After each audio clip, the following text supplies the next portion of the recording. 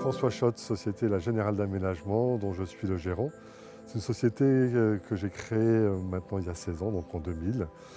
Nous sommes spécialisés dans les aménagements extérieurs, nous sommes basés à Plaisir et nous avons un rayon d'action qui est plutôt basé sur la région parisienne, voire un petit peu quelques opérations en province. La société est composée d'une trentaine de salariés, tous des professionnels et des gens de métier. L'entreprise a plutôt une vocation à faire des travaux de création et tout ce qui est travaux de maintenance sont plutôt sur des sites où on dédie vraiment du personnel de la société à plein temps.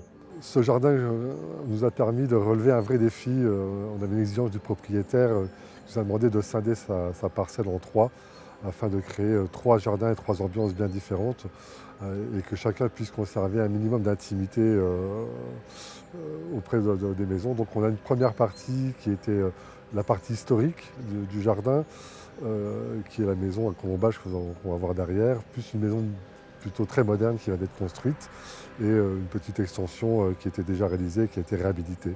Donc trois ambiances différentes. Ce jardin a démarré en novembre 2015 pour se terminer en mai 2016.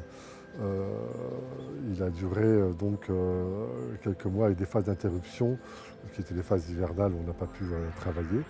Et puis après, il y a eu des recherches, des demandes complémentaires sur le devant de la maison qui était d'occulter quelques vues. Donc il y a eu fait de grosses recherches sur du végétal permettant de faire ce genre de choses. Donc voilà, on a pris beaucoup de temps pour mûrir les choses et pour aboutir à une satisfaction totale du client. En général, on a un réseau, un relationnel. Le fait qu'on soit reconnu pour notre pertinence qualitative et nous permettre d'être consultés quasiment systématiquement sur des opérations assez haut de gamme.